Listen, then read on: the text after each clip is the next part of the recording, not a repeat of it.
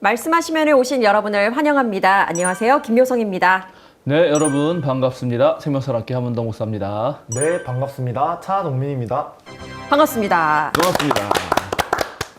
맨날 날씨 얘기로 시작하긴 하는데 네. 그래도 요 며칠 좀 풀린 것 같아요. 드디어. 네. 너무 그쵸. 네, 밤에 특히 시원합니다. 지구가 오묘한 것 같아요. 때가 되면 또 이렇게 선선해지고. 그렇죠. 이게 원래는 딱 입추 때 느낌이 살짝 오고 네. 처서 매직이라 그래가지고 네. 처서 때 매직처럼 마술처럼 싹 바뀌는 건데 네. 그래도 아침에 시원해가지고 제가 거의 여름에 이불을 안 덮었거든요. 네. 근데 내가 새벽에 이불을 얇은 이불을 덮었어요. 진짜 그러면서 추운 것 같아가지고. 가을이 왔구나. 그렇죠. 맞아요. 새벽에 야, 추워가지고. 드디어 이불 덮는 날이 오는구나. 전 그래도 선풍기를 아직 어. 켜고 있기 때문에 빨리 끄는 날이 왔으면 좋겠습니다. 한낮엔 여전히 더우니까. 그렇죠. 아주 잘 때도 켜고 자거든요. 그렇죠. 그거 알아요? 선풍기 켜면 자다가 선풍기 켜면 죽는 거 알아요? 그거 뉴스에서 봤습니다. 뉴스에서 봤어요? 네, 좀 많이 들었습니다. 아니 선풍기 편집해 주세요. 그냥 한번 이 세대는 아나 모르나 그게 약간 미신이고 네. 어렸을 때- 전혀 근거 없는 이야기인데 아, 진짜요? 네, 근거 없는 이야기입니다. 근거 제 없는 기억이 이야기. 조작이 된다고 합니다. 네. 그런 얘기가 있었지. 그렇죠. 네. 근데 이런 이야기 의사인 사람들도 엄마 말씀 들어야 돼가지고 엄마가 선풍기 끄고 자라고 한다고 하더라고요. 그럼 그냥 편집 부탁드려요. 그냥 시시껄렁한 이야기 해봤습니다. 네. 네. 저희가 방송을 쭉 보니까 참 여러 반응들이 나오더라고요. 댓글이. 맞아요. 일단 천주교 신자다라고 하신 분은 보시면서 좀 새롭다. 근데 굉장히 긍정적인 이야기를 좀 남겨주셔서 맞아요. 조금 반갑고 감사했어요. 네, 그래서 카톨릭 신자지만 이건 일종의 이제 뭐 제가 개신교 목사니까 신부님 하시는 것보다 이걸 어떻게 보게 됐는데 그 뒤로 계속 보신다. 네. 그러면서 아주 새롭고 동민군에 대한 칭찬도 있고 노성 장군님에 대한 칭찬도 있고 아주 깨알 같은 칭찬으로 그렇습니다. 좀 더 많은 분들이 봤으면 좋겠다라는 네, 생각이 네. 들더라고요. 그래요. 아니 근데 사실 우리 뭐 천주교 이야기가 나와서 말인데 이 개신교 내에서 천주교에 대해서 어떻게 생각을 하느냐 입장 정리가 약간 필요한 부분도 있잖아요. 그렇군요. 그렇지 않나요? 일반적으로 이제 그 약간 보수적인 개신교인들은 네. 천주교는 다 이단이라 그래요. 그렇게 보는 네. 많이 들었습니다. 죄송합니다. 네. 그러니까 이제 그게 사실은 잘못된 인식이죠. 그쵸 그쵸. 예. 그렇게 하는 거는 자기의 뿌리를 잘라버리는 것과 비슷해요. 저는 우리가 그리스도교라고 말하잖아요. 그리스도교, 기독교, 한자어로 하면 기독교. 기독교는 사실 카톨릭하고 정교회, 네. 그다음에 개신교 이게 제일 크니까 이 세 가지를 포함해서 또 조그만 교파들이 있어요. 그걸 다 포함한 말이에요. 그쵸. 거기에서 개신교냐 이제 우리는 천주교냐, 개신교가 되는 정교회냐, 거. 뭐 곱틱교회냐, 뭐 이런 식으로 이렇게 몇 가지 나누거든요. 그러니까 이거는 그래서 한 집안, 한 지붕, 방이 세 개다. 다른 집이 아니다, 다른 집. 같은 그거는 무슨 카톨릭 있다가 개신을 넣으면은 개종이라 그러면 그 말이 안 맞는다. 근데 개종이라고 하잖아요. 뭐 그러니까 그쵸. 사실은 말이 잘못 안 알고 돼요. 있는구나. 원래는 뭐 카톨릭이나 개신교인이었다가 저쪽 어디 불교 뭐 이런 데로 가면 개종이라고 할 만한데 네. 뭐 개신교에서 카톨릭 가거나 카톨릭에서 개신교 가거나 정교회 가거나 그걸 개종이라고 부르는 거는 저는 그냥 이 같은 집안에서 이 방에 있다가 저 방으로 간 거 정도지. 오, 그러면 개신교한테 질타받는 거 아니세요? 모르겠어요. 한국의 보수적인 개신교들은 그렇게 말할 수 있는데 네. 예, 제가 이제 어디 가서 강의할 때도 그렇게 생각하시는 약간 그런 분들도 계시거든요. 네. 그래가지고 막 목사님 카톨릭 이단 아니에요? 근데 그렇게 말씀하실 때 그분이 말하는 카톨릭은 중세 시대 정말 루터가 개혁했어야만 되는 부패한 카톨릭이고요. 네. 지금은 뭐 카톨릭이 그렇진 않죠.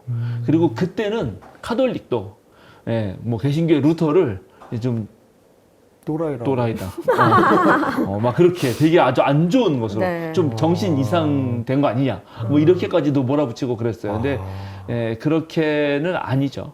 그렇게는 아니고 그래서 우리가 그리스도교가 예수님 딱 그 살아서 정말 역사적 예수님으로서 활약하실 때부터 지금이면 2000년 넘는 종교이잖아요. 네네네. 예, 그리스도교가. 그렇게 해야지 갑자기 카톨릭을 딱 빼버리면 그럼 개신교는 루터의 종교개혁부터라고 하면 1517년인데 그럼 그때부터 한 500년밖에 안 됐다 그러면 우리 너무 이 1500년이 날아가는데 그렇지 않거든요. 신학교에서는 다 배우고 포함해가지고. 그리고 제가 이제 약간 어르신 분들 같은 경우는 이런 기독교 이야기들 중에 누구 이야기를 많이 하냐면 이 모니카의 기도라고. 모니카의 기도요? 그럼 모르죠. 한나의 기도, 성경에 나오는 사무엘의 엄마 한나의 기도에 못지않게 이 모니카, 엄마의 기도하면 모니카의 기도가 떠올라요. 모니카의 아들은 누구냐? 어거스틴. 어거스틴? 예, 라틴어로는 아우구스티누스. 그래서 성 어거스틴이라 해서 네. 어거스틴이 만유교에 빠지고 뭐 한 젊을 때 막 타락하고 벌써 애도 낳고 막 그런 세상에 빠져 있는데 그걸 어머니가 눈물로 기도해서 나중에 기독교의 위대한 성인이 됐다 이렇게 배우거든요. 그러면 이제 그런 거 내가 물어보지. 아우구스티누스, 자, 영어로 어거스틴이 네. 개신교인이에요? 카톨릭 사람이에요? 이렇게 물어봐요. 그럼 이제 갑자기 눈이 이제 눈동자 이제 진동하면서 이제 2분의 1이다. 생각이 안 됐죠. 네. 근데 어거스틴은 로마가 멸망할 때쯤에 그러니까는 5세기 중반에 활동했던 사람이니까 아직 개신교가 나오기도 전이니까 사실은 엄격하게 말하면 카톨릭이라고 말해야 되는데 카톨릭은 개신교랑 비교해서 말하는 거지 그때는 하나의 교회밖에 없었죠. 그러니까 개신교가 뿌리로 갖고 있는 그런 정교의 전통이나 그다음에 카톨릭 전통을 그렇게 너무 무시해서는 안 된다. 예. 그렇네요. 그런 식으로 역사가 이해를 해야 있으니까. 돼요. 예. 네. 그렇죠. 역사가 약간 걱정이 되는 부분이요. 참 우리가 이 기존 교회에서 듣지 못했던 말씀을 많이 해주시잖아요. 네. 맞죠. 그 지금 하신 말씀도 사실 댓글에서 어떻게 나올지 약간 좀 걱정도 되는 거예요. 예, 그래서 다양한 지난번에도 반응들이 나와가지고. 아까 카톨릭 신자도 열심히 이제 아주 좋게 얘기했지만 어떤 네. 분은 이런 어처구니 없는 방송을 봤나 뭐 이렇게 스스로 한단 말이죠. 네. 그런데 이제 그럴 수 있어요. 왜냐하면 지금 이런 게 있어요. 한국 현재 개신교의 아주 대중적인 일반적인 모습이 있거든요. 그 일반적인 모습에서 봤을 때 아까 말한 대로 일반 교인들이 말하지 않는 것들, 네. 잘 듣지 못한 것들, 그것들을 우리가 얘기 많이 하잖아요. 네, 맞습니다. 근데 그거를 제가 얘기한다 그래서 이것이 무슨 어떤 이상한 근거도 게. 없고 이상한 게 아니라 사실 거의 전 세계 신학교에서 공통적으로 배우는 얘기들을 제가 잘 연구한 것들을 정리해서 전해드리는 거거든요. 너무 신기했어요. 이런 이야기 우리는 처음 듣고 있는데 이제 네. 목사님이 되신 분들이라든지 되고자 하시는 분들이 그러니까 전 세계적으로 이런 걸 공통으로 배우고 있다. 그렇죠. 이런 이야기들을 배우고 있는데 그게 여기에서 쏟아지니까 신기하기도 하고 또 감사하고 재밌고 그랬던 것 같아요. 그러니까 이제 이런 얘기들을 사실은 목사님들이 교회에서도 했었어야 되는데 예, 그런 부분이 좀 약했던 건 사실이고요. 근데 매주 이렇게 설교를 하시면서 이렇게 방대한 이야기 또 깊이 있는 이야기를 하시기는 좀 어려울 것 같아요. 그럴 수도 있죠. 근데 아무튼 우리 방송을 보는 분들이 좀 낯선 이야기가 나왔다 그럴 때 저건 아니야 막 이렇게 너무 즉각적인 벤살려고 어떠한 하는 거부 반응을 보이기보다는 저런 얘기가 있나? 내가 모를 수도 있지 않을까? 이런 자기 성찰적 반응을 하시고 네. 한번 책을 뒤져보시면 예, 요즘에는 시대가 좋아서 전 세계의 모든 책을 잘 볼 수 있습니다. 네. 그래서 잘 누르면 그러면 번역도 심지어 막 돼서 나오기도 하고요. 저절로. 그러니까 분명히 이게 뭐라 그럴까? 일단 이쪽 분야에서 공부를 네. 오래 한 사람이 한 얘기다. 이렇게 이해해 주면 좋겠다. 네네네. 존중하는 마음으로. 그렇죠. 서로를 네. 존중하는 수용하고. 마음으로. 저도 당연히 네네. 어떤 이제 누가 다른 얘기를 하면 이거 내가 혹시 모르는 내가 배우지 못했던 것 아닌가? 하고 막 찾아봐요. 그러면 이게 어느 학자가 이런 지점에서 이렇게 주장한 것이 또 있구나. 이렇게 배우는 거죠. 예, 그럴 필요가 있습니다. 네, 맞습니다. 저도 그런 것 같아요. 말씀 들으면서 꼭 성경 말씀을 배운다, 뭐 이 생각도 필요하지만, 정말 하나의 재미있는 이야기를 듣고, 여러 가지 설을 듣고, 역사를 좀 배우는 그런 시간으로 생각하니까 마음이 좀 열리더라고요. 네, 맞아요. 네. 제가 수요사경에 이어서 말씀하시면 할 때마다 아주 강력하게 강조했는데, 네. 성경은 하늘에서 어느 날 갑자기 뚝 떨어진 게 아니에요. 이야기죠. 예, 이것이 어쨌든 최소한 인간의 언어로 쓰였다면 그 인간의 언어로 쓰일 당시의 시대적 상황, 시대 정신, 그리고 이걸 쓴 사람들의 어떤 신앙 고백적 의도, 그리고 하나님 체험 이런 게 담겨 있단 말이죠. 그래서 그거를 분석하는 방식은 지난 200년 동안 엄청난 발전을 했어요. 그래서 이제 그런 발전한 것들을 공부를 해보고 나면 성서가 새롭게 보인다. 예, 그러면 진짜 보물이다. 보물 가득한 보물이에요, 보물. 네. 보물을 딴 데서 찾으면 안 돼요. 성경에 있어요. 알겠습니다. 예. 자, 우리가 지난주에는 이제 다시 아브라함을 아주 세부적으로 들어가기 시작했는데, 예, 첫 번째로 그 창세기 12장 1절에, 그죠? 너는 내 아비의 집, 그죠? 내 본토, 고향을 떠나서 내가 지시할 땅으로 가라. 하는 그 이야기를 좀 하면서, 역시 가장 마음에 드는 거는 하나님이 동역자를 찾으셨다. 하나님의 자기 제한 때문에 자유를 주시고 동역자를 찾았는데 그래서 아브라함을 부르셨던 거고, 그런데 어쨌든 전설에 의하면 아브라함이 일종의 우상 파괴자였고 또 마이모니데스 같은 그런 유대인 랍비의 해석에 의하면 어릴 때부터 이 세상 움직이는 건 누군 것인가, 이런 철학적 고민도 하지 않았을까, 이런 사상이 또 우리가 이제 배웠죠.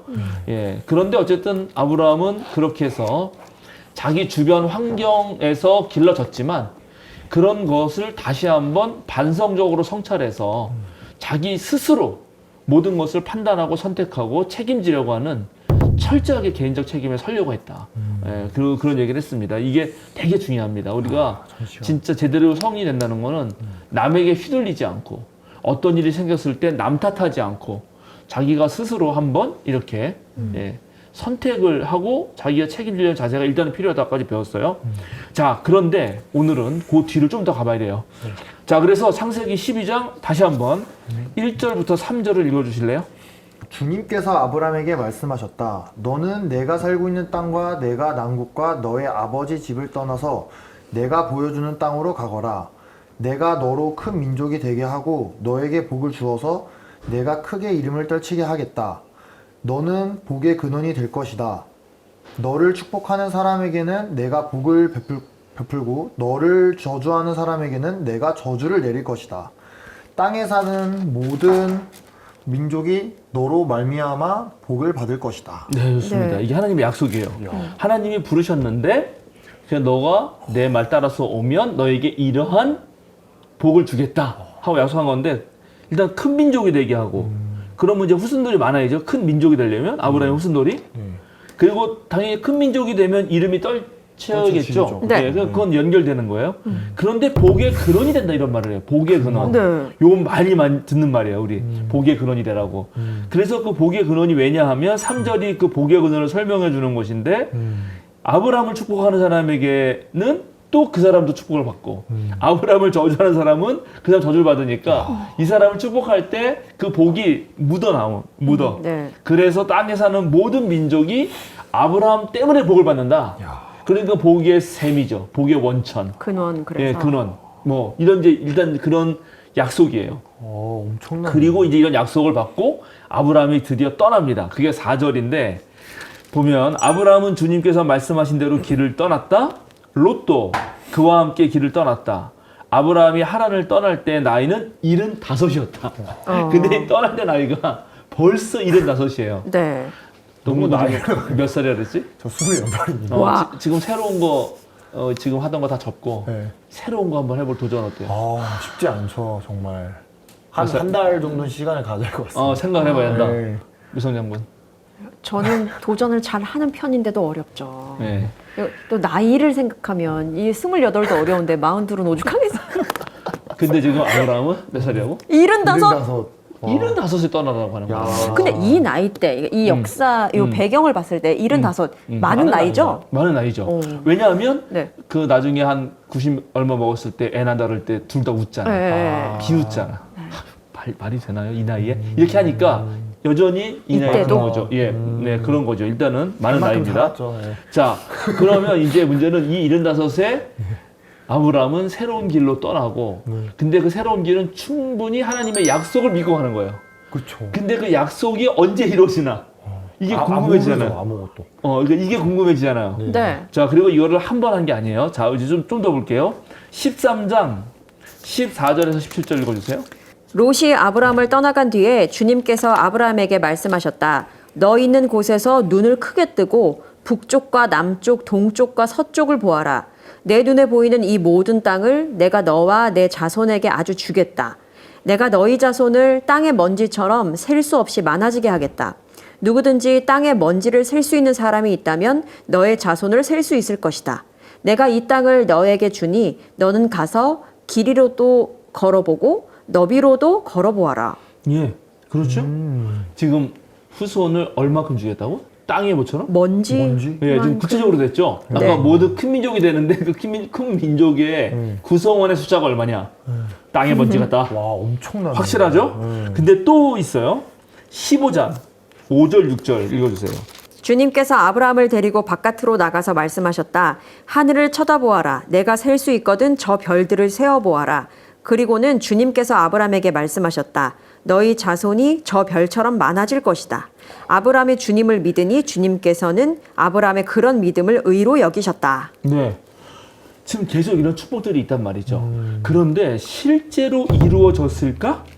그게 이제 중요하죠. 그게 중요하죠. 네. 그리고 이게 이루어진다면 언제 이루어졌을까? 네. 어떻게 이루어졌을까? 우리는 이 창세기를 읽는 사람의 입장에서는 그게 자연스럽게 궁금해져요. 그렇죠. 그런데 놀랍게 별로 안 이루어져. 아까 땅 이리로 걸어보고 저리로 걸어보아라. 그럼 네가 네네. 가는 땅 다 준다 그랬잖아요. 네. 근데 실제로 자기 많이- 사랑하는 아내 사라가 죽었을 때 네. 땅이 한 평도 없어. 묻어야 되는데. 그래서 히타이트 사람에게 땅을 사요. 우리 성경엔 해쪽 속. 네. 그래서 조그만 땅을 사서 그 막벨라 동굴 같은 그런 데인데 거기다가 장지로 삼는다. 아니, 그러면 음. 전혀 이루어지지 않은 건가요? 말만 그러지는 않으셨을 것 같아요. 절대 그렇죠. 하나님이 그래도 약속을 맞아요. 하시는데 그 무지개 때도 네. 그렇고 그죠. 우리는 약속의 하나님이라고도 하잖아요. 그렇죠. 지금 목사님한테 따지고 있어요. 어떻게 된 건가요, 목사님? 맞아요. 그래서 이제 아브라함을 통해서 약속이 어떻게 이루어지는지 그 시작이 어떻게 되는지 하나씩 봐야 돼요. 자, 일단은 아브라함이 아까 떠났을 때 75세라 그랬잖아요. 네. 그럼 75세에 떠나는 사람에게 너로 큰 민족이 되게 한다고 얘기를 한다면 믿기 어렵다. 그 말 자체가 믿기 어렵잖아요. 왜냐하면 더 문제는 뭐냐면 자 11장 30절을 읽어주세요. 사례는 임신을 하지 못하여서 자식이 없었다. 이런 상황에 사례는 임신을 하지 못하는 사람이야 또. 그러니까 임신을 하지 못해서 여태까지도 애가 없었는데 네. 그리고 10살 차이 나거든요. 그러면 아브라함이 75세니까는 사례는 65세. 그러면 사실 할아버지 할머니란 말이에요. 그쵸, 이미. 65세면. 그러면 둘이 떠나는데 큰 민족을 이루게 하겠다라고 딱 하나님 말씀하시면 그 약속을 믿긴 믿지만 이 인간의 머릿속에서 떠오르는 생각은 이게 형 내 아들을 통해서 낳을 거라고 생각 못 하겠지. 아. 그러면 내 또 다른 핏줄을 통해서 낳는 것 아닐까? 라고 생각을 할 거예요. 그래서 자 다시 12장 4절 보니까 누굴 데려간다? 보세요. 다 읽어주세요. 롯. 다시 한번. 네. 아브라함은 주님께서 말씀하신 대로 길을 떠났다. 롯도 그와 함께 길을 떠났다. 아브라함이 하란을 떠날 때 나이는 75이었다. 예, 그렇죠. 그러니까 지금 롯을 데려간단 말이지. 롯은 하란이 일찍 죽어서 이제 아브라함이 데려가는 거예요. 그리고 어쩌면 아브라함은 그러면 하나님이 우리 민족, 우리 집안, 우리 집안을 큰 민족이 되게 할 때는 내 아들은 없으니까 아마 롯을 통해서 내 조카니까. 네, 그죠. 네? 그죠? 내 롯을 통해서 모든 걸 이루어진 거라고 하지 않을까라고 생각할 수 있겠죠. 그쵸. 그런데 그렇지가 않아요. 또. 네, 그렇지가 않아. 왜냐하면 결국 이렇게 해놓고 떠났는데 그 다음 이어지는 이야기는 제가 다음에 다루겠지만 곧바로 이집트에 기근이 들어. 네. 그래가지고 고대 근동에 기근이 들어요. 그래서 이집트로 피신을 해. 그리고 나중에 롯하고도 이제 그 갔다가 와서는 롯의 자손도 많아지고 아브라함의 그런 그 재산도 많아지고 목자들도 많아져요. 그러니까 둘이 같이 있을 수가 없어요. 네. 그래서 싸워요. 그래서 싸워서 갈등이 생기고. 둘이 갈라져. 그 갈라지는 게 아주 유명한 이야기가 있어요. 자, 13장 8절에서 9절. 아브라함이 롯에게 말하였다. 너와 나 사이에 그리고 너희 목자들과 나의 목자들 사이에 어떠한 다툼도 있어서는 안 된다. 우리는 한 핏줄이 아니냐. 내가 보는 앞에 땅에 얼마든지 있으니 따로 떨어져 살자. 내가 왼쪽으로 가면 나는 오른쪽으로 가고 네가 오른쪽으로 가면 나는 왼쪽으로 가겠다. 제대로 그렇죠. 싸웠네. 이렇게 돼가지고 이제 그래도 롯에게 먼저 선택권을 준 거죠. 어쨌든 이제 롯을 통해서 내 민족, 내 후손의 민족이 커지는 거는 이제 끝났어요. 갈라지기로 했거든. 그렇죠? 그런데 롯은 어딜 택하냐? 10절 읽어주세요.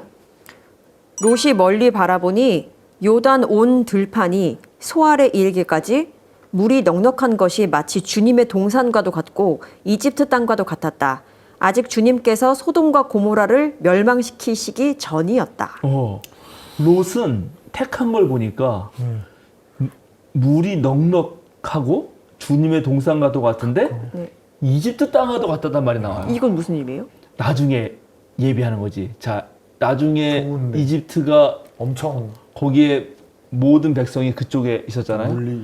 근데 이집트에서 나와가지고 광야 생활을 할 때 얘네들이 뭐라 그러냐면 우리를 죽이려고 광야에 데리고 왔냐 모세한테. 네네네네. 이집트의 고기가 막 곁에서 그래도 그걸 먹던 때가 나았다. 이렇게 그나마 말하죠. 낫다. 그러니까 그나마 낫다. 그런데 거기는 걔네들이 종살이 하고 있었지만 이집트 땅 자체는 엄청난 문명 제국이니까 네. 화려하죠. 아, 그러니까 그런 땅처럼 보였다고 말을 해주는 거죠. 네네. 에덴 동산은 뭐 이해되고. 네. 그러니까 지금 롯은 어찌 보면 눈에 보이는 가시적인 그쵸. 그 유혹에 좋은 데를 택해요.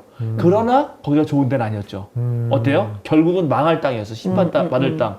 그러니까 롯은 이렇게 해서 믿음의 그 가계도 아브라함을 통해서 이어갈 믿음의 가계도에서는 벗어나게 되는 거죠. 그죠? 약간 영적 손이 못 되는 거예요. 이렇게 첫 번째 기대했던 아브라함이 내 자식이 아니라면 롯을 통해서 하나님이 이렇게 부흥시켜 주려는 하는 것에 실패를 합니다. 첫 번째 근데- 실패구나. 참 이게 많은 사람들이 현대에 있는 사람들도 그렇고 다 롯과 같은 행동이 선택이 지혜롭다, 이성적이라고 생각을 하잖아요. 그렇죠. 요단 온 들판이 물이 넉넉하고 마치 주님의 동산과 굉장히 평화로워 보이고 게다가 이집트 땅과 같은 모든 걸 다 갖춘 곳. 이왕이면 거기 가서 사는 게 좋지. 맞아요. 라고 생각할 수 있을 것 같아요. 당연히 그렇죠. 누구나 그렇게 생각하죠. 네. 예, 이제 우리 집이 강북인데, 강북 끝인데, 흔히 이제 아내랑 서로 말할 때 여기 이제 신촌이나 종로 또는 강남 가게 되면 서울 갔다 올게 이러고 이제 나도 서울에 사는데 우리 그러거든.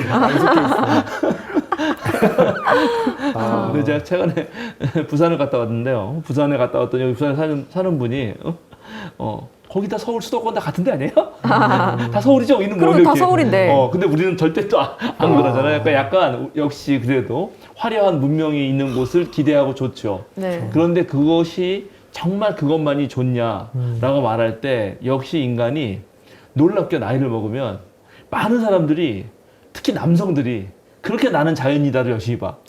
나는 자연인이다. 저희 아버지도 시골 거기 가서 그런 거 보면서 뭔가 멍 때리셔요. 네, 근데 만약에 거기 정말 살라 그러면 정말 개고생이거든요. 그럼요. 처음부터 네, 끝까지 말이 거기 안 가야 돼, 말이. 되는데. 특히 이제 최근에 보는 것만 좋아. 무인도에서 사시는 분들 몇 번 나오는데 거기는 전기도 없고 수도도 없잖아요. 맞아요. 그러니까는 무천 자유가 있고 물론 네. 행복하게 열심히 찍어놔도 정말 살라 그러면 안 되거든요. 그러니까는 이게 무슨 말이냐면 겉으로 보이는 물질적인 것들에 대한 모든 화려함과 만족이 있다 하더라도 그것이 실제로 영적 성숙이라든가 또 인간의 정신적인 성숙, 정적인 만족을 주느냐 그럴 때 쉽지 않다는 거죠.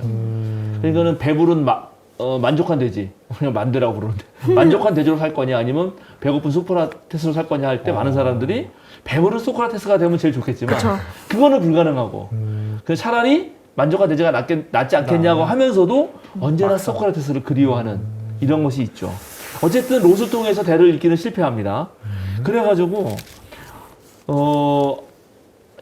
뭐랄까요, 그 아브라함이 고민이 되는 거예요. 그 롯이 아니라면 누구인가 하면서 다른 또 생각을 해요. 그게 성경에 또 있어요. 자, 15장 1절부터 4절 읽어주세요. 이런 일들이 일어난 뒤에 주님께서 환상 가운데 아브라함에게 말씀하셨다. 아브라함아 두려워하지 말아라. 나는 너의 방패다. 내가 받을 보상이 매우 크다. 아브라함이 여쭈었다. 주 나의 하나님 주님께서는 저에게 무엇을 주시렵니까? 저에게는 자식이 아직 없습니다. 저의 재산을 상속받을 자식이라고는 다마스쿠스 녀석 엘리에셀 뿐입니다. 주님께서 저에게 자식을 주시 않으셨으니 이제 저희 집에 있는 이 종이 저의 상속자가 될 것입니다. 아브라함이 이렇게 말씀드리니 주님께서 그에게 말씀하셨다. 그 아이는 너의 상속자가 아니다. 너의 몸에서 태어난 아들이 너의 상속자가 될 것이다. 아브라함이 그죠? 아브라함이 자기 종에게 이제 이용을 하려고. 근데 이게 그 누지 문서라고 누지 그 고대 문서를 기록한 보관소가 있거든요. 거기에 보면은 고대에 정말 아무것도 자식도 없고 그랬을 경우에 종을 입양해서 아들로 삼는 것이 되게 일반적으로 행해지는 풍습이었어요. 그러니까 이제 롯은 이렇게 돼서 헤어졌고, 그러면 이제 누구냐? 이제 없으니까. 하나님 그러면 이 엘리에셀이 내 모든 것을 물려받아서 나의 입양된 아들로 얘를 통해서 결국 온 민족이 커지는 겁니까? 라고 생각해 보는 거죠. 네. 근데 하나님이 그것도 아니라 그래요. 그것도 아니고 너의 몸에서 나는 거다. 야, 그럼 이건 또 뭐지? 하나님 장난치시냐고 그럴 것 같아요. 예, 근데 아까 우리가 축복문을 읽었잖아요. 네. 요게 축복문 나오고 롯 실패하고, 축복문 나오고 엘리에셀 실패하고, 네. 또 축복문 나와요. 네. 근데 그 다음에 그러면 이 얘기를 들었으니까 이제 아브라함이 얘기했을 거 아니야, 사라한테? 야, 애가 있는 우리 내 몸을 통해서 난데, 그래도 사라가 네? 내가 지금 이제 나이가 이제 70도 넘어가고 이제 이런 세월 지나서 그런데 무슨 소리냐 하면서 어떻게 하느냐? 이렇게 됩니다. 자, 16장 1, 2절 읽어주세요. 아브라함의 아내 사레는 아이를 낳지 못하였다. 그에게는 하갈이라고 하는 이집트 사람 여종이 있었다. 사레가 아브라함에게 말하였다. 주님께서 나에게 아이를 가지지 못하게 하시니 당신은 나의 여종과 동침하십시오. 하갈의 몸을 빌려서 집안의 대를 이어갈 수 있기를 바랍니다. 아브라함은 사레의 말을 따랐다. 자, 이제 세 번째 가능성. 이제 아브라함 너의 씨라 그러니까 사라는 나를 못하니까 그러면 다른 이 종을 통해서라도 당신의 씨를 이어가서 이게 고대적인 생각이죠. 이게 고대적인 생각. 남자는 씨고 여자는 밭이라고 하는 아주 고대적인 잘못된 생각이지만 그때 사람들은 그렇게 이해할 수밖에 없었으니까 이런 방식을 통해서라도 애를 낳게 하는 거예요. 그래서 실제 낳았어요.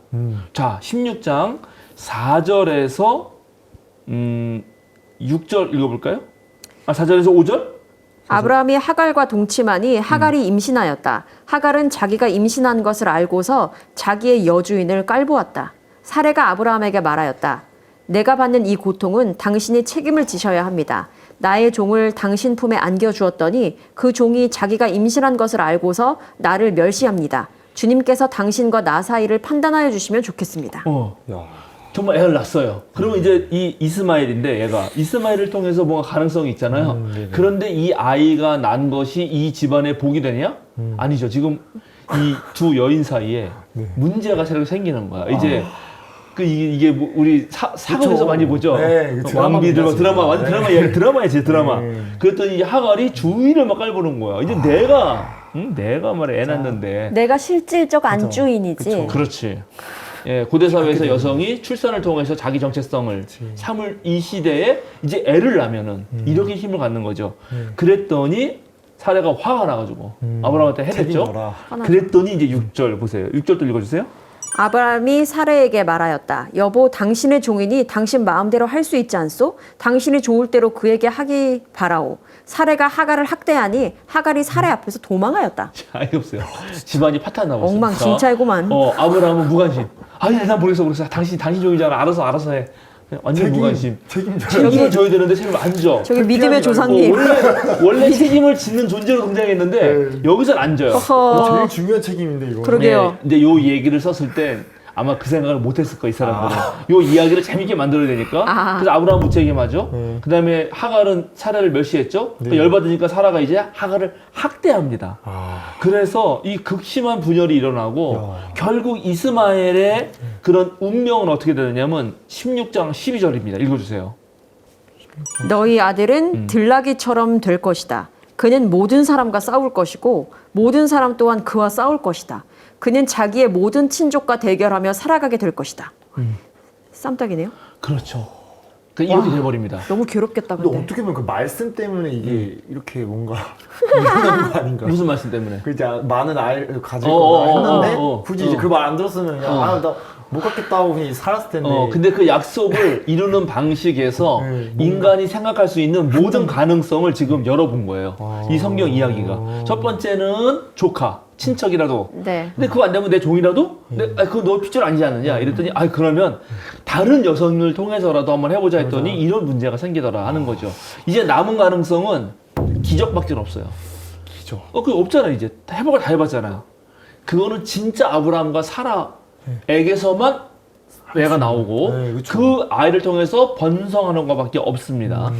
그래서 마지막으로 17장 1절에서 6절 한 번 더 하나님이 또 축복을 하죠. 읽어주세요. 아브람의 나이 99이 되었을 때 주님께서 그에게 나타나셔서 말씀하셨다. 나는 전능한 하나님이다. 나에게 순종하며 흠없이 살아라. 나와 너 사이에 내가 몸소 언약을 세워서 너를 크게 번성하게 하겠다. 아브람이 얼굴을 땅에 대고 엎드려 있는데 하나님이 그에게 말씀하셨다. 나는 너와 언약을 세우고 약속한다. 너는 여러 민족의 조상이 될 것이다. 내가 너를 여러 민족의 아버지로 만들었으니 이제부터는 너의 이름은 아브람이 아니라 아브라함이다. 내가 너를 크게 번성하게 하겠다. 너에게서 여러 민족이 나오고 너에게서 왕들도 나올 것이다. 네, 지금 이렇게 존귀한 아버지라는 아브라함이라는 뜻에서 네. 모든 민족의 아버지. 그냥 실제로 너가 이제 날 거라는 걸 한 번 더 확인해 줍니다. 근데 이 얘기를 듣고 아브라함 믿을 수가 있을까? 쉽지는 않죠. 그쵸. 자, 그런데 한번 보겠습니다. 네. 자, 15절부터 19절도 읽어주세요. 하나님이 아브라함에게 또 말씀하셨다. 너의 아내 사레를 이제 사레라고 하지 말고 사라라고 하여라. 내가 그에게 복을 주어 너에게 아들을 낳아주게 하겠다. 내가 너희 아내에게 복을 주어서 여러 민족의 어머니가 되게 하고 백성들을 다스리는 왕들이 그에게서 나오게 하겠다. 아브라함은 얼굴을 땅에 대고 엎드려 웃으면서 혼잣말을 하였다. 나이 100살 된 남자가 아들을 낳는다고 또 90살이나 되는 사라가 아이를 낳을 수 있을까? 아브라함은 하나님께 아뢰었다. 이스마엘이나 하나님께서 주시는 복을 받으면서 살기를 바랍니다. 하나님이 말씀하셨다. 아니다. 너의 아내 사라가 너에게 아들을 낳아줄 것이다. 아이를 낳거든 이름을 이삭이라고 하여라. 내가 그와 언약을 세울 것이니 그 언약은 그의 뒤에 오는 자손에게도 영원한 언약이 될 것이다. 네. 여기 이삭이라는 이름이 웃다거든. 그러게요. 웃다? 그가 웃다. 웃음. 웃음. 이게 이중적이죠. 이중적. 뭐냐면은 비웃음? 하나는 비웃음. 네. 무슨 100살이나 되는 게 나요. 나중에 사라도 뒤에 또 나오거든요. 사라도 비웃어요. 그런데 실제로 낳잖아. 그건 웃음이지. 진짜 웃음이죠. 비웃음이 웃음이 된 거죠. 진짜 웃음이죠. 그러니까 웃음이란 말에 다 양쪽이 다 들어있는 아주 이게 참 재밌는 이름의 말이에요. 자, 그러면 왜 성경은 네. 하나님이 약속을 네. 했으면 곧바로 들어주지. 네. 75세에 아내 65세 아내를 데리고 조카 롯까지 책임지면서 네네. 나중에 롯이 잡혀가면 또 거기까지 가서 막 구하거든요. 다음에 네네네. 할 건데 그런 모든 일을 겪고 네. 이렇게 마음 졸이고 엘리에셀이 되나 이스마엘이 되나 하면서 25년의 시간 동안이나 네. 이렇게 하냐 말이에요. 왜 성경이 이것을 이렇게 기록하는가? 읽는 사람에게 무엇을 알려주려고? 라는 거예요. 무엇을 알려줄지는 잘 모르겠는데 제가 느끼는 거는 믿음은 기다림인가? 라는 생각도 그렇죠. 그거예요. 역시. 네. 뭐야 역시. 네, 이거예요. 이거. 그러니까 믿음이라는 게 뭐냐 과연. 우리가 아브라함을 믿음의 조상이라고 부르고 아브라함의 그 믿음 때문에 하나님이 아브라함을 옳게 여기잖아요. 그 믿음은 뭐냐.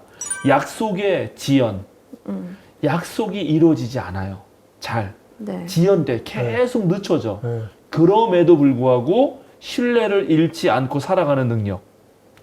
그렇죠. 그리고 약속이 하나님이 주신 약속은 온전히 하나님 거라는 생각도 들어요. 그것도 좋네요. 일단 내가 어떻게 할 수 있는 건 아니지. 네, 그건 물론 하나님이 하실 일이지. 사실 이렇게 막 비판하고 싶진 않거든요. 사례가 이렇게도 해보고 뭐 종 해보고 조카 약간 어떻게 보면 능동적인 모습일 수도 있잖아요. 하나님이 약속을 이런 약속을 했는데 그 약속을 함께 이뤄간다. 뭐 이런 그렇죠. 네, 동역자로서 애를 쓴 거죠. 네, 애를 쓴다. 근데 여기선 또 약간 포인트가 기다리면 하나님이 알아서 다 해주신다라는 것 좀 느껴져가지고 어렵긴 해요. 믿음이란 게. 그러니까 그렇죠. 하나님 거죠. 네. 그 얘기는 아마 언젠가 또 하게 될 거예요. 네. 하나님하고 아브라함하고 진짜 또 다른 약속을 맺는 그 장면이 나오거든. 그거 되게 중요한 장면이래. 그건 나중에 또 다룰 건데 그때 요 얘기를 한 번 더 해주세요. 그거 좋아요. 동시에 신앙은 또 뭐냐, 믿음은 뭐냐, 실망을 경험해. 빨리 올 줄 알았는데 생각보다 늦게 오고. 롯을 기대했는데 롯이랑은 헤어졌어. 근데 이놈이 택한 데를 봤더니 겉으로만 좋은 데야. 이놈이 속이 없는 거지. 속이 엘리에셀인가 했더니 엘리에셀은 내 필줄도 아니야. 그래서 어떻게 해서 이스마엘 했는데 이스마엘이라 해놨더니 이 집안이 편지 풍파가 나는 거예요. 그럼에도 그런 실망 속에서도 희망을 잃지 않는 능력, 희망을 놓지 않는 거. 믿음. 현실은 너무 어려워. 현실은 하나님이 약속해줬는데 그게 우리의 이상이고 우리의 끝인데 그런데 그 이상이 언제 이루어질지 몰라. 현실을 보니까. 그래서 현실과 이상의 괴리가 이렇게 벌어져 있어요. 그럼에도 불구하고 끝까지 하나님의 뜻, 일종의 이상을 놓지 않는 거.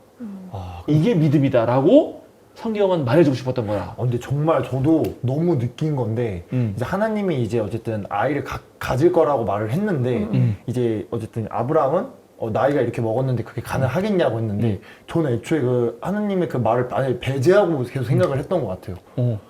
이거 아브라함도 계속 다른 방법을 찾았잖아요. 근데 이제 계속 하나님은 이제 사라가 이제 가질 거다. 가질 거다 말을 했는데 저도 계속 그거는 아예 배제해놓고 계속 다른 방법을. 네, 다른 건가? 그러니까 이렇게 계속 생각을 했던 것 같아요.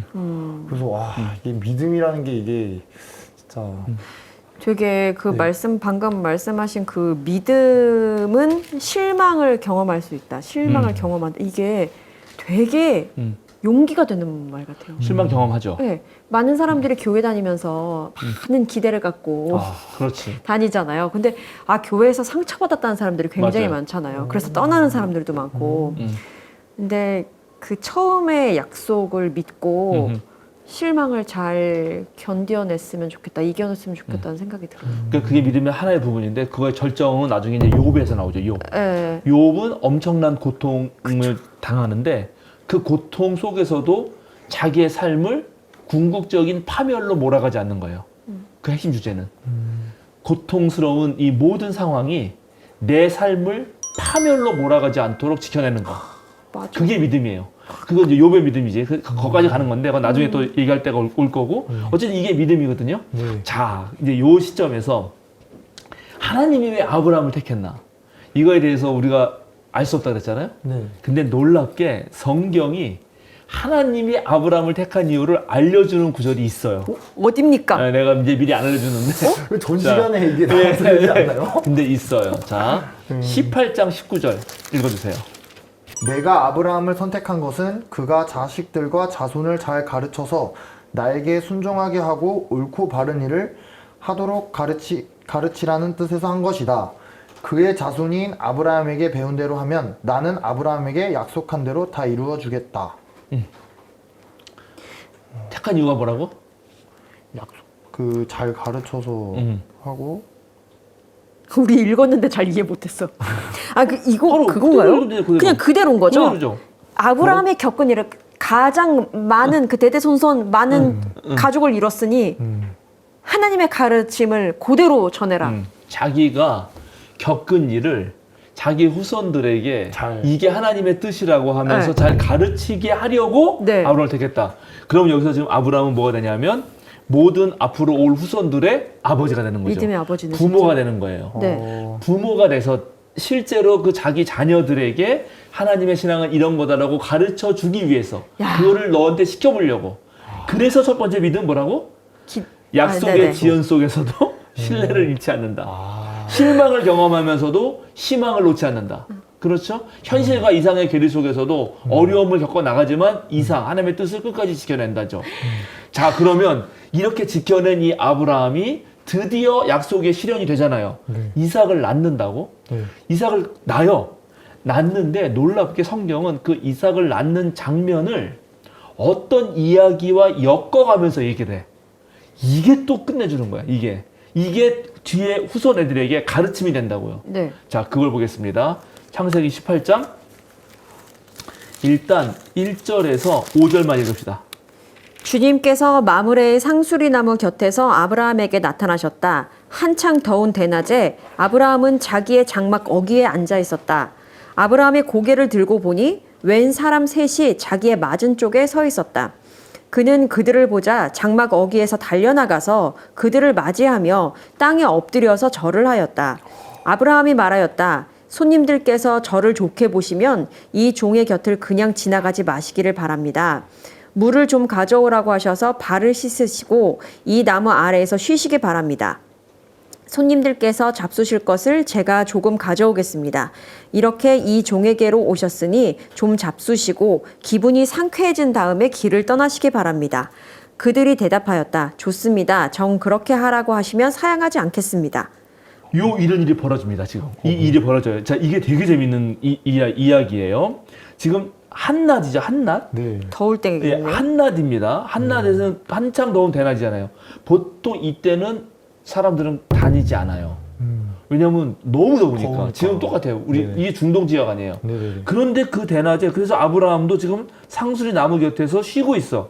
자기 장막 어귀에서 달려. 쉬고 있다고 움직이지 않고. 네네. 근데 어떤 사람들이 오는 거죠. 네. 근데 2절을 보니까 웬 사람 셋이 와요.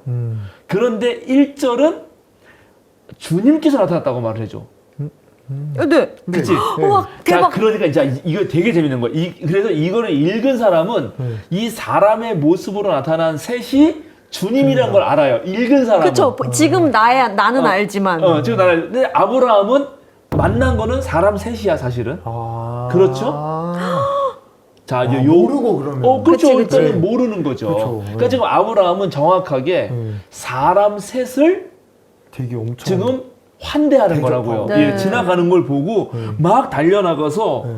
맞이하면서 땅에 절하고. 엎드려 절을 해. 네. 그리고 손님들께서, 근데 여기 손님들께서 번역됐는데 이게 원어로 보면은 아도나이예요. 아도나이라는 말은 야훼 하나님을, 야훼라는 이름을 안 부르기 위해서 야훼 대신 주님이라고 부르거든.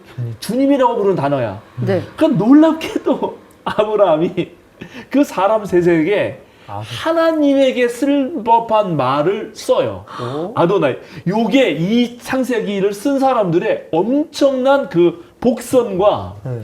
많은 얘기를 해주고 싶은데 이걸 어떻게 표현할까를 다 담은 거예요. 그러게요. 예, 우리말로는 주님은 그러면 그냥 써. 네. 선생님, 선생님들께서 네. 뭐 주님 이렇게도 표현할 수 있지만 그쵸. 그러나 아도나이가 바로 야훼 하나님을 뜻할 때 감히 야훼의 이름을 못 부르니까 주님이라고 부른다는 걸 양쪽 다 아는 사람의 입장에서는 지금 아브라함은 사람을 맞이하면서 동시에 하나님 맞이하는 거다. 이거를 읽는 사람은 막 느낌이 팍팍 오는 거지. 네네네네. 왜냐면 1절과 2절에서 알려주잖아요. 근데 만약에 아브라함이 이거를 사람을 통해서 오시는 하나님이라고 생각하고 만약에 아도나이라고 썼다면 그러면 어떤 일이 벌어지는 거냐면 이 하나님은 지금 아브라함에게 나타나신 이유가 있어요. 주님이 마무리 상수리 아래에서 네. 아브라함 나타나신 이유는 뭔가를 말해주려고 그러는 거예요. 그 말해주려는 건 뭐냐면 두 가지예요. 하나는 내년쯤 이삭이 난다. 네. 이 소식, 하나님의 말씀, 하나님의 인지를 통해서. 네. 두 번째는 내가 소돔과 고모라에서 엄청나게 지금 악행이 벌어지고 있어서 내가 거기 가서 그걸 멸망시켜야겠다 멸하겠다. 하는 하나님의 임재와 하나님의 말씀을 하려고 나오신 거거든요. 네. 근데 놀랍게 아브라함은 하나님의 말씀을 듣기 전에 이 사람들 대접을 해요. 그거요. 무슨 말이냐면 하나님의 임재에서 가만히 그 말씀을 듣는 게 아니라 가만히 계시라고. 일단 우리 집에 오셔서 먼저 먹자. 먹고 내가 준비할 테니까 그냥 지나가지 말고 저를 좋게 보시면 이런 거 맛있게 드시고 기분 상쾌하게 하라고. 자, 그래서 이 이야기 좀 짧게 읽었지만 이 이야기를 통해서 이 신앙의 후손들은 뭘 배우는가? 하나님의 임재보다 더 중요한 일이 만약에 있을까? 하나님이 오셔서 우리에게 말씀을 할 때 우리는 그걸 듣고 있어야 되는데 그거보다 혹시 더 중요한 일이 있을까라고 묻는다면 그건 한 가지밖에 없다. 사람을 낯선 일을 대접하는 것이다. 근데 아브라함은 부모로서 그걸 먼저 한다는 거예요. 왜 음. 그런 말씀 있잖아. 가장 낮은 자를 대하는 게 하나님을 대하는 모습이다. 그게 이것과 같은 결을 하는 것 같아요. 그런 거예요. 네. 이제 여기 낮은 자만 나오는데 이제 하나 더 중요한 거는 이 사람들은 낯선 나그네예요. 이게 히브리어로는 나카르거든. 나카르라는 말의 뜻은 외부자라는 뜻입니다. 외부자. 내부자가 아니라 외부자예요. 근데 고대 사회에서 자기 종족이 아닌 외부 종족, 외부자는 이 사람이 여기를 들어왔을 때 물론 좋은 사람일 수도 있는데 아닐 수도 있어요. 적일 수도 있어. 그래서 해를 가하는. 사실은 나카르는 외부자이기 때문에 죽여도 법적 책임을 안 묻는 사람이에요. 내부자는 죽이면 안 돼. 그거는 친족 사례고 동족 사례라서. 근데 외부자는 죽여도 여기 책임을 안 물어. 그 당시에는. 왜냐면 그 당시에는 이게 일상적이라고. 그런데 아브라함은 그런 사람일 수도 있는 사람을 이렇게 대접을 하고 있다고요. 그러니까 지금 낯선 이의 대접에 있어서는 아브라함이 최고다. 그런데 놀랍게 이 낯선 이를 대접하는 것을 통해서 들은 소식이 뭐다? 이삭을 하나님의 약속의 성취란 말이에요. 어? 이게 놀랍지. 네. 네, 이게 놀라운 거라고. 그러니까는 하나님이 약속해 준 거를 지난 25년간 기다려왔어요. 네. 다 실패했어. 믿음은 그런 거라고 생각했어. 근데 성취가 돼. 근데 언제 성취되냐? 세상 낯선 사람들에게서. 낯선 사람들한테 잘 했을 때야. 그리고 그 낯선 사람들에게서 구원의 소식이 들려오는 거야. 내 모든 노력이 아니라는 거야. 나를 죽일 수 있는 적으로부터 구원의 소식이 들려오는 거지. 약속의 성취가 되는 거야. 이거 지금 엄청난 얘기를 하는 거예요. 그렇죠. 엄청나다. 자, 그런데 더 놀라운 걸 또 보여드리겠습니다. 자, 우리 6절, 7절, 8절을 우리 도민군 읽어주실래요? 네. 네, 이어서. 아브라함이 장막 안으로 뛰어 들어가서 사라에게 말하였다. 빨리 고운 밀가루 세 스아를 가지고 와서 반죽을 하여 빵을 좀 부으시오.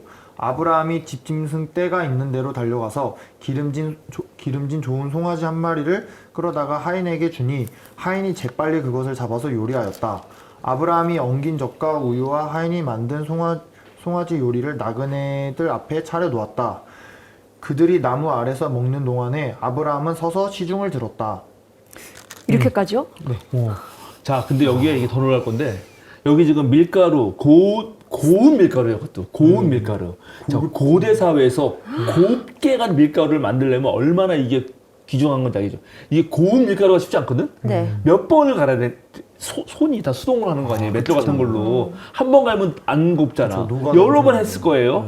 근데 몇 스아, 스아라고? 스아? 세 스아. 단위가, 세 스아는 한 스아가 7.3리터. 세 스아면 21.9리터. 와, 킬로그램 수로 하면 13kg. 와, 이거는 당시에 일반 유목민이 전병 이렇게 밀로 반죽해가지고 약간 10개 펴가지고 네. 왜 그 돌에다가 불 피워서 돌 같은 게 딱 던져서 구워 먹잖아요. 네. 그런 거 혹시 다큐멘터리 본 적 있나? 본 것 같아요. 그렇게 구워 먹는 조그만 전병이 있어요. 네. 그거 하나가 50g이거든. 그럼 왜 이렇게 많이 했대? 계산하면 300개예요. 좀 싸갖고 가라고 했나? 300개. 먼 길 떠나시는데 이거 좀 갖고 가시라 그랬나? 300개. 이게 말이 안 돼. 300개. 두 거기다 번째 송아지까지. 송아지 잡으래. 자, 여기는 유목이 안 돼요. 잘. 그러니까 귀하네요. 양과 염소는 잘 키울 수 있는데 네. 소를 키운다는 건 네. 또 다른 문제야. 그런데 소를 키워 어려운데 심지어 송아지. 소는 엄청 많이 먹잖아요. 네. 내가 소를 키워봐서 아는데 우리 그래, 집이 많이 먹어. 많이 먹고 풀이 많은 곳에서 키워야 되기 때문에 그리고 시원해야 돼요. 너무 덥거나 너무 추우면 잘 안 자라거든. 그래도 소를 키워. 언제 쓰려고? 보통은 결혼식에 써요. 아, 그만큼. 그때 한 번 쓰는 거야. 근데 이거 너무 잘하는 거 아니에요? 왜 이렇게 잘하지? 외부인. 그리고 이 다 큰 소도 아니잖아. 송아지는 더 그러니까요. 맛있어. 아, 저거 하시다뇨? 이게 정말 귀하다. 이렇게 야들야들하고. 네. 그리고 이때 송아지를 어떻게 먹었을까? 구워서 먹나? 구워서 먹지 않을까? 아니에요. 삶아 먹나? 삶아 먹어요. 그러면 이 송아지를 삶으려면 얼마나 많은 또 장작을 가져와서 이걸 떼써야 됐어. 아까 밀전병도 구우려면 온갖 숯불을 갖다가 나무 갖다가 숯불을 만들어서 그 숯불 위에다가 그 철 같은 거 우리 속 같은 단지 네. 거꾸로 집어넣고 굽는 거거든요. 네. 그러니까 이거 엄청난 일을 하는 거야. 거기다 뭐가 지줬지? 엉긴 젖. 엉긴 젖. 이건 요구르트 또는 치즈. 네. 우리 그 라시? 네, 라시. 인도의 라시. 라시 네. 같은 거거든. 우유. 이런 걸 줍니다. 와. 그러면 이거는 뭘 나타내느냐? 진수성찬이네. 이거는 사실은 아브라함 모든 부족의 잔치를 연 거예요. 이 세 사람 낯선이 하려고 부족들을 다 동원해서 와. 부족 잔치를 연 거야. 아, 근데 따라올 자가 없긴 네, 하겠다. 엄청난 한대죠. 진짜. 나중에 이들 중 셋 중에 둘은 소돔과 고모라로 갑니다. 네. 둘은요? 그 둘은 왜 거기 멸망할 거 얘기하려고. 그래서 롯의 집에 들어가잖아요. 거기 아브라함 조카가 있으니까. 롯이 들어갔더니 동네 사람 다 몰려오지? 어떤 일이 벌어져요? 들어본 적 있나? 소돔과 고모라? 네. 한번 우리가 보자. 우리가 한번 좀 관심 좀 가져봐야겠다. 그리고 바깥으로 끄집어내서 집단 폭력, 그것도 성폭력, 이런 짓을 하려고 한다고 소돔과 고모라는. 그래가지고 결국 이제 그래서 롯이 막 말리고 이러지 말게. 우리 딸들 줄 테니까 차라리 우리 딸들을 데리고 어떻게 하고 이 사람을 그렇게 하지 말게. 이렇게 하면서까지 하려고 그랬더니 그놈들이 뭐라 그러냐면 너도 나그네 주제에 까부냐 이러면서 막 죽이려고 그러거든. 그거 나중에 또 자세히 다룰 거예요. 그런데 그럼 이게 어떻게 비교가 돼요? 소돔과 고모라 땅은 롯이 볼 때 겉으로 좋은 땅이었지.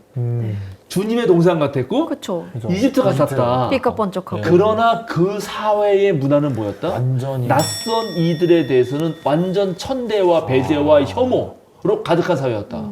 살기 불안한 사회라는 거지. 근데 아브라함은 완전히 완전 환대하지. 환대하고. 이 두 개가 너무 비교되잖아. 그렇죠. 반대되네요, 완전히. 이해되시죠? 네. 자, 이렇게 될 때 어떤 차이냐 그러면 소돔과 고모라 멸망당한 하나님으로부터 유황불이 내려가지고 멸망당한 땅과 하나님의 축복, 복의 근원이 된다고 하는 지금 아브라함이 어떤 차이냐? 그거는 핵심은 18장 3절에 있습니다. 읽어주세요. 다시.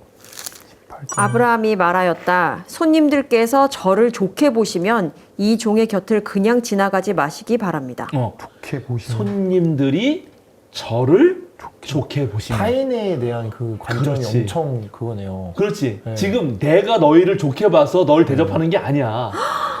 손님들이 그러니까 저를 좋게 보시면 우리 집에 잠깐 머물러 주세요. 야, 이런 겸손의 표현은 처음 들어본 것 같아요.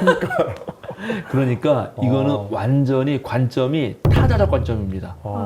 타자가 있단 말이에요. 그쵸. 남의 입장에서 나를 돌아보는 이 과제. 자, 모든 인간들, 자, 우리 한국 사회가 왜 불안과 왜 외로움, 그리고 왜 살기 힘든가? 개인 다 자기 관점에서 남들을 도구적으로 사용하기 때문이거든. 근데 지금 아브라함은 정반대로. 응? 정반대로. 자, 우리 이 공동체 지수라는 게 있어요. 뭐냐면 함께 살기 좋은 사회의 지수예요. 함께 살기 사회의 지수. 그건 살만한가? 네가 진짜 어려울 때 전화해서 도와줄 사람이 있는가? 이런 거 물어봐가지고 평가하거든. 우리나라 꼴찌. 1등 아일랜드. 그래서 이것 때문에 아일랜드로 유학 간 분이 있거든. 이걸 연구해 보려고. 내 선배 중에 있어요. 근데 그분이 유학 가서 봤는데 다들 이게 뭘까 도대체? 네. 뭐길래 한국은 이렇게 살기 힘든 다 지만 아는 사회가 됐고 아일랜드도 우리처럼 비슷하게 그 영국하고도 갈등도 있고 무슨 식민지도 겪었고 또 비슷비슷한데 크기도 비슷하고 여긴 이렇게 좋은 공동체 지수가 높나 왜 그렇게요? 하고 가서 이제 연구하러 가서 봤는데 자기가 감동받은 지점이 하나 있었고 그것 때문에 자기가 또 이거였다라고 깨달은 게 있었다는 거예요. 그때 궁금해요. 애들이 어렸어. 그래서 애들이 어려서 횡단보도 앞에 이제 신호등 바뀌려고 딱 서 있었다는 거예요. 그런데 놀랍게 아직 파란불이 아니에요. 그러니까 건너갈 수가 없지. 그러니까 차는 가도 되는 거야. 네. 근데 놀랍게 자기가 그렇게 횡단보도 앞에만 서면 바뀌지도 않았는데 모든 차들이 서더라는 거야. 알아서 그냥? 건너가라고. 너희 먼저 건너가라고. 어머, 어머. 근데 여기서 감동받은 게 아니에요. 그럼요. 그 서는 자리가 6, 7m 전. 한참 전에. 우린 이 선이 있잖아요. 우린 거기도 막 넘어서잖아. 네. 정지선. 그게 아니라 그 6, 7m 저 전에. 와. 조금이라도 저 사람이 내 차로 인해서 위협이 될까봐. 특히 애들 데리고 있으니까. 엄청난 배려다. 그래서 이 형이, 이제 내가 형이라고 그러지만, 이 목사님이 딱 거기서. 여기는 타자가 있구나. 여긴 남을 위한 배려가 있구나. 남을 생각해 주는 게 이렇게 아주 일상적이구나. 우리는 막 빵빵 대고 막 신호 바뀌고 왜 안 가냐 그러고 이러잖아요. 저도 많이 조금 타락한 게 그 말씀 들으면서 거기 사람 별로 안 바쁜가? 그럴 수 있죠.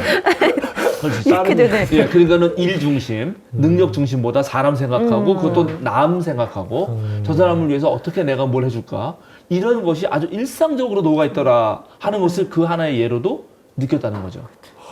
이분이. 아니, 이 얘기를 들으니까 생각난 게 막 그 가끔 지하철에서 이렇게 막 쓰러지면 막 이렇게 CPR 하잖아요. 오, 근데 하다가 도와줘서 살렸는데 고소당하고 그래요. 그런 거 보면 그건 좀 이게- 너무하죠. 내가 이렇게 선의로 했는데 오히려 이걸 그러니까 고맙다는 말도 못할 만정 그걸 그쵸. 이용해서 돈을 벌려고 하니까 그래서 함부로 나서면 안 된다. 그쵸, 이런 다들 얘기가 나올 살인이 정도로. 나고 그래서. 그런 것도 있고 너무 그게 이제 안타까운 진짜. 일이죠. 그거 보면 그러니까 지금 이제 아브라함 이야기를 오늘 좀 약간 정리해보자면 아브라함은 개인적 책임에 충실하려고 했던 사람이잖아요. 네. 자기가 스스로 책임지면서 그저 나와 함께 나 혼자서 나에게로 혼자 가는 그 능력을 철저하게 했던 사람이 이제 그 단계를 넘어서고 있죠. 그게 타자로 넘어갑니다. 그리고 남을 통해서 내가 어떻게 보이는가, 남의 마음은 어떤가, 남을 이해하는데 전적으로 헌신해요. 그러니까 이 사람이 얼마나 그러면 공감 능력이 크겠어. 자, 더운 한낮에 이 사람들이 걸어왔으니 얼마나 힘들었겠는가. 그러니까 자기도 가서 모를 텐데. 예, 무릎 꿇고 엎드립니다. 그래서 놀랍게 되게 재밌는데 이건 어느 또 라삐가 발견한 건데 처음에 환대할 때 이 사람은 무릎을 꿇고 절하니까 낮은 자리에 서요. 근데 나중에 시중 들 때는 섭니다. 시중 네. 들는데 서서 시중 들어요. 8절에. 네. 그죠? 18절 네. 8절에. 그래서 놀랍게 환대받는 사람들보다 높은 자리에서 이런 것도 다 상징이 있다는 거야. 이 라삐는. 그래요? 뭐냐면은 섬기는 자가 사실은 높은 자다. 아, 이렇게 은유적 은유적으로 뭔가 이렇게 내포한 게 있다. 내포한 게 있다 이렇게 말을 하고 실제로 우리가 너희 복에 그런다 하잖아요. 복에 근원할 때 그 복이 베라카인데 그 베라카라는 단어의 원래 뜻은 그 어근을 따져 올라가면 무릎이에요. 복이 무릎. 왜 그 무릎하고 연결됐느냐? 여기에 여러 가지 학사의 설이 있는데 하나는 보통 아이에게 축복할 때 무릎 위에 앉혀놓고 부모가 축복하기 때문이다라고 하는 설이 하나 있고 동시에 바로 무릎 꿇는 것. 네. 그것이 복이라는 거예요. 자기를 드러내고 막 내세우고 이게 아니라 무릎 꿇어서 타자 입장이 되어보고 타자를 위해서 내가 배려하고 내가 예의 바르게 헌신하고 이렇게 하는 것이야말로 그것이 복이다 라는 거죠. 대단하죠? 자, 그러면 이제 우리가 하나 생각해 봅시다. 내가 이제 또 언젠가 부산에 내려갔을 때 거기 부산에 참여 목사님이 있어요. 그래서 막 이제 우리가 만나면 또 신앙 얘기, 목회 얘기 하니까 그리스도교를 한마디로 정의하라면 뭐가 있을까? 저 같은 경우는 있어요. 그래서 하나님을 한마디로 얘기하라면 뭐가 있을까? 저 같은 경우는 어떤 경험도 상실하지 않으려는 배려 이미지라는 말을 자주 쓰는데 이건 이제 화이트헤드라고 한 철학자한테 배운 건데 그래서 이제 그런 식으로 이 형이 뭐 얘기할 수 있지 않을까 싶어가지고 윤리 전공한 분이거든요. 윤리. 기독교를 산다는 거 한마디로 얘기하면 우리가 하나님 앞에 산다는 거 한마디로 얘기하면 형 뭐 같아? 뭐 목사님이에요. 내가 형이라고 부르지. 근데 이분이 1초도 망설임 없이 딱 튀어나오는 거예요. 뭐라고요? 자, 이제 좀 어려운 말인데 잘 들어보세요. 타자에 대한 무제약적 책임. 무제한적 책임? 무제약적 책임이라고 부르는데 같은 말이에요. 제약적. 조건이나 그런 게 없이. 타자에 대한 무제약적 어떤 제약, 어떤 조건도 걸지 않고 책임지려는 거. 그게 기독교 윤리지. 그게 그리스도 산다는 건 윤리야. 바로 지금 아브라함이 그걸 하고 있다. 정확하게.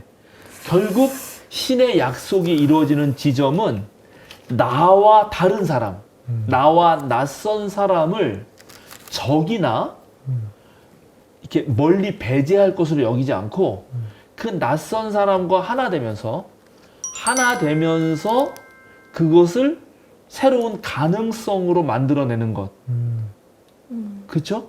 그것이 진짜 하나님의 복을 받는 사람이고 복이 이루어지는 거다. 그 복이 이루어지는 자리다.